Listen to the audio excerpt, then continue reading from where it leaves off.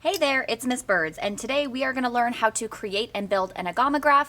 This video or this project is going to be broken up into two different videos. So the first video is just going to be an explanation of what an Agamograph is, how to construct the pictures, some tips with the pictures that are going to make the best project at the end, and then how to split your project into strips. Okay, the second video is how to actually assemble those strips and the additional piece of paper that you're going to use for your Agamograph.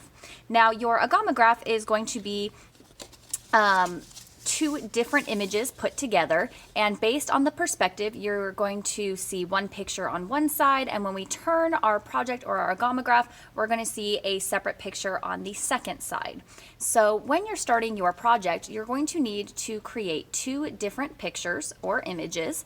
I always like to pick things that are contrasting, meaning things that are different. So you can think of how I built this Agamograph, so maybe like a fast food place and your favorite thing to get there, things that are different or opposites like day and night, but ultimately you want your pictures to be very bright. You want them to be very graphic, meaning that we can see them from really far away and we know exactly what they are, and you want to be very careful of your choice of color. So color can really help to contrast your images. If you're using complementary colors like blue and orange, those colors are really going to pop against each other, and that's the most important thing, is we're looking for contrast between the two different images that we're using for our Agamograph. So this is what your finished product will look like, and I'm going to show you what we're starting with, which is a plain sheet of 9 by 12 paper. It's a little long on here, so you can see it there. We are going to be taking this piece of paper, leaving it horizontal, and folding it in half so that we get two even spaces. So I'm just going to line up, make sure that my corners and the edge of my paper are completely even. This step is very important, so don't rush it. Make sure that you have a nice, really even fold. At the end, when we're assembling our Agamograph, if your sides are two different sizes, it will show in your Agamograph, and you'll have a little bit of weird extra space. So you want to make sure that they are as precise as possible. And now I have two different places for two images. So I've already created my images for my Agamograph,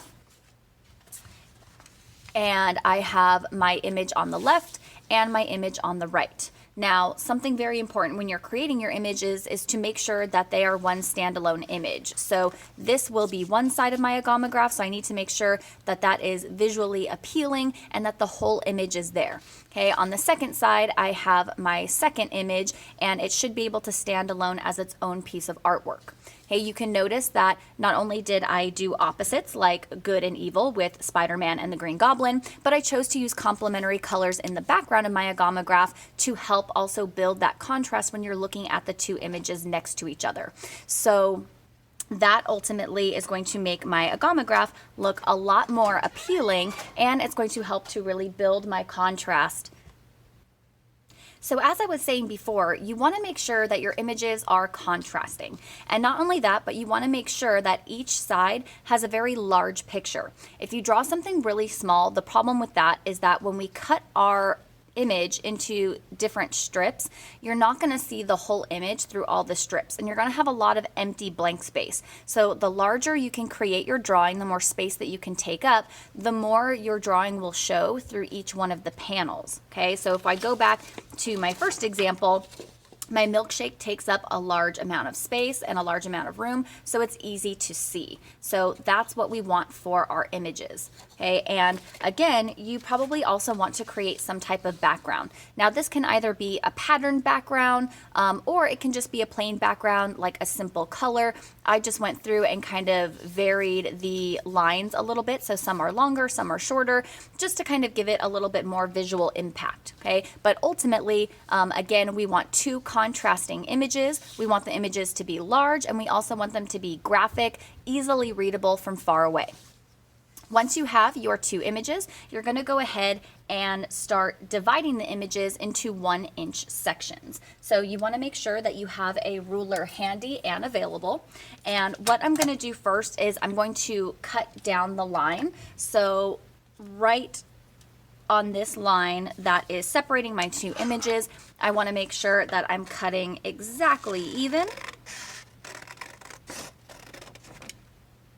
Once I have my images separated, I'm going to take my first image and I'm going to flip it on the back side because this is going to make it easier for me to see my lines for where I need to cut.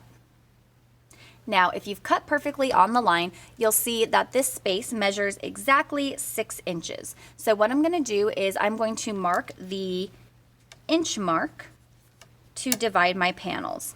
Now make sure that you're looking at whatever type of ruler that you're using. This particular ruler has the inch line right in front of the number, and so sometimes that can be a little confusing. So make sure that you're marking the inch, and just to make it a little bit easier on myself, I'm going to move my ruler up a little bit, and I'm also going to mark the inch lines up as well too.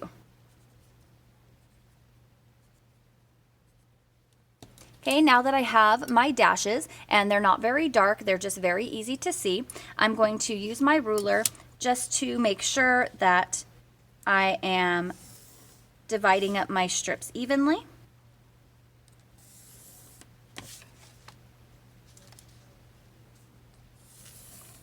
And once you've done this step, you're going to do the same thing on your other image. Okay, this is going to end our first video, and then for our second video, we're going to come back, cut our strips, and actually assemble our Agamograph.